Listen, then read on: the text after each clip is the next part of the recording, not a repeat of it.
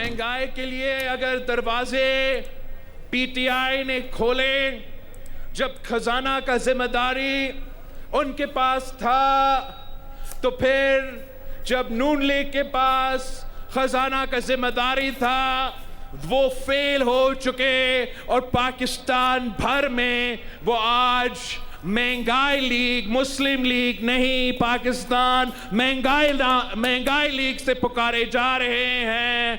पाकिस्तान के अवाम को मालूम है कि ये सियासत के शोबाज है। मुस्लिम लीग नून और पीटीआई 18वीं तरमीम खत्म करने का नारा लगाते हैं। 18वीं तरमीम का खात्मा चाहने वाले सूबों के वसाइल पर डाका मारना चाहते हैं। बिलावल भुट्टो जरदारी का क्वेटा में पीपल्स पार्टी के यौम तासीस जलसे से खिताब। कहा, पीपल्स पार्टी इस साजिश को कामयाब नहीं होने देगी। मुस्लिम लीग नून को आज मुल्क में महंगाई लीग कहा जाता है।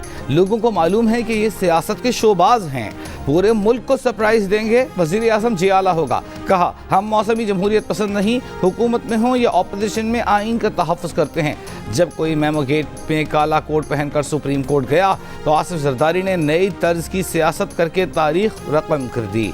मुल्क की बाकी जमातें अशराफिया की, जबकि पीपल्स पार्टी आवाम की नुमाइंदगी करती है। पीपल्स पार्टी का मुखालिफ कोई सियासतदान नहीं बल्कि गुर्बत, महंगाई और बेरोज़गारी है। पुरानी तर्ज सियासत तकसीम, नफरत और इंतकाम पर मबनी थी। मुल्क को नई सोच और नई तर्ज सियासत की ज़रूरत है। पाकिस्तान को सियासत की ज़रूरत है जिसके में इत्तेहाद के बारे में सोचा जाए, न कि तकसीम के बारे में।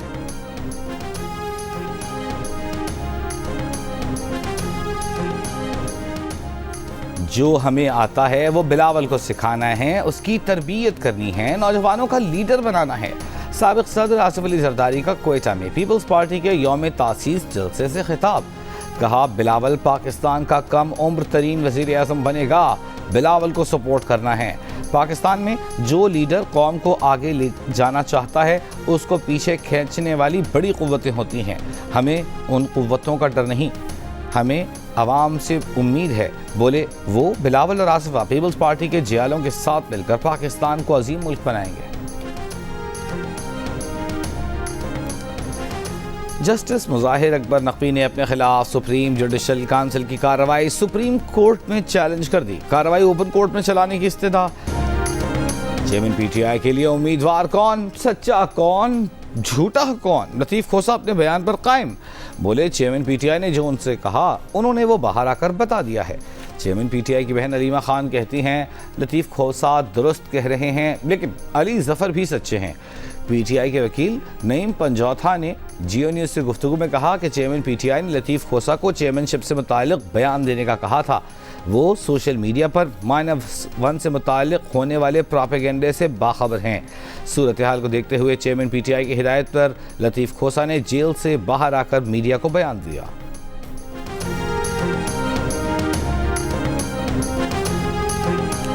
इस्लामाबाद हाईकोर्ट में चेयरमैन पीटीआई की 2 दरखास्तों के समाअत। अदालत से तोशाखाना फौजदारी केस में सज़ा ख़त्म करने और पीटीआई की ट्रायल कोर्ट का फैसला मुअत्तल करने की इस्तदा। चेयरमैन पीटीआई के वकील लतीफ़ खोसा ने दलाइल दिए कि 5 अगस्त को ट्रायल कोर्ट ने तोशाखाना केस में चेयरमैन पीटीआई को सज़ा सुनाई। इलेक्शन कमीशन को इतनी जल्दी थी कि 8 अगस्त को 5 साल की नाअहली का नोटिफिकेशन जारी कर दिया। 8 फरवरी को इंतखाबात होने जा रहे हैं। हमें कहा गया है कि 20 रोज़ में इंट्रा पार्टी इलेक्शन कराएं। फैसला मुअत्तल न हुआ तो पार्टी मुतासिर होगी। ट्रायल कोर्ट के फैसले के तनाजुल में होने वाली कार्रवाई न रुकी तो इंतखाबात मुतासिर हो सकते हैं। इलेक्शन कमीशन के वकील अमजद परवेज़ ने दलाइल की तैयारी के लिए वक्त मांग लिया। लतीफ़ खोसा ने कहा कि ये चेयरमैन पीटीआई को बाहर रखकर एक तरफा इलेक्शन चाहते हैं। चीफ जस्टिस ने कहा कि इलेक्शन कमीशन के वकील तफसीलात दे दें, फिर देख कर ऑर्डर पास करेंगे।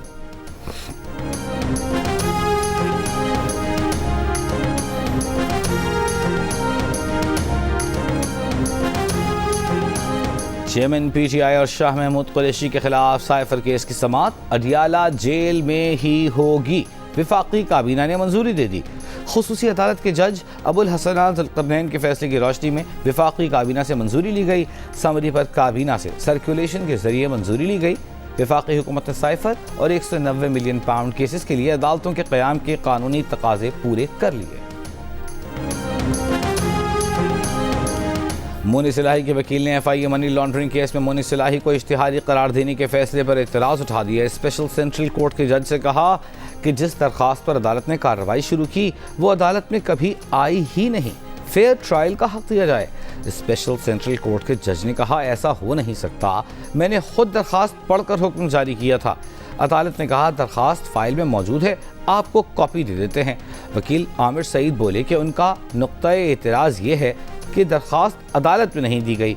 अगर दरख्वास्त अदालत में नहीं आई तो इस पर फैसला कैसे हो गया। अदालत ने कहा, आपका एहतजाज रिकॉर्ड पर आ गया है, इसका जवाब हुक्मनामे में दिया जाएगा। मजीद समाअत 14 दिसंबर तक मुलतवी।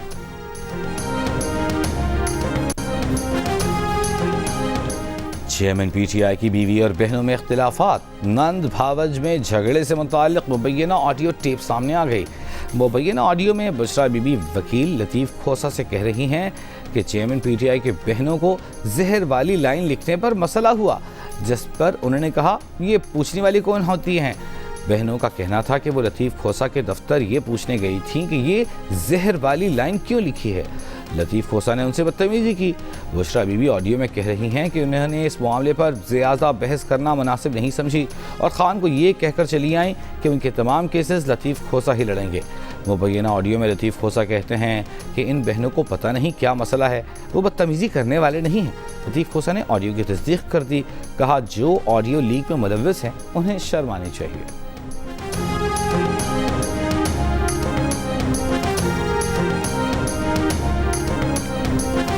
पाकिस्तान मुस्लिम लीग नून की सीनियर नायब सदर और चीफ ऑर्गेनाइज़र मरियम नवाज से खैबर पख्तूनख्वा के डिवीज़न और डिस्ट्रिक्ट पार्टी कोऑर्डिनेटर्स की मुलाकात। यूनियन काउंसिल की सतह तक यूथ कोऑर्डिनेटर्स की तकर्री के उमूर पर मुशावरत की गई। मुलाकात में तंजीमी उमूर और आम इंतखाबी की तैयारियों का भी जायज़ा लिया गया।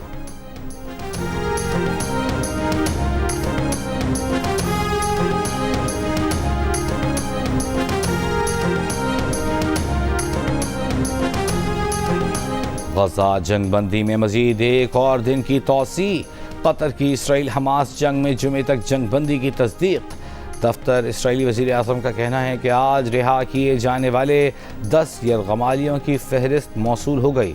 इसराइली फ़ौज का किसी भी टाइम फ्रेम की वजाहत के बगैर कहना है कि सालिसीन की कोशिशों के नतीजे में मुआहदे के तहत यरगमालियों की रिहाई का अमल और तयशुदा फ्रेमवर्क के तहत ऑपरेशनल वक्फा जारी रहेगा।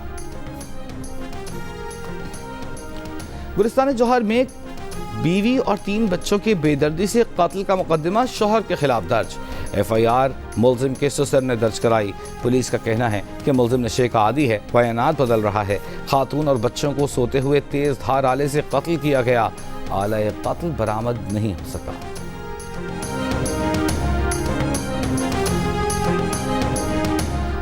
रात की बारिश के बाद लाहौर में स्मॉग और फ़ज़ाई आलूदगी में नुमायां कमी। आलूदा तरीन शहरों की फहरिस्त में 6ठे नंबर पर आ गया। निगरान वज़ीर आला मोहसिन नकवी की ज़ेर सदारत इंसदाद स्मॉग कमेटी का इजलास आज होगा। सॉफ्ट लॉकडाउन और दीगर तदावीज़ पर फैसले किए जाएंगे।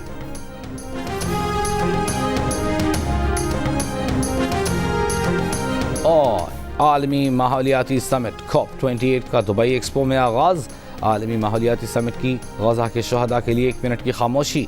माहौलियाती समिट की सरबराही मुत्तहिदा अरब इमारात के सुपुर्द। COP27 के सदर सामिह शिकरी ने COP28 के मेज़बान मुत्तहिदा अरब इमारात को सदारत सौंपी।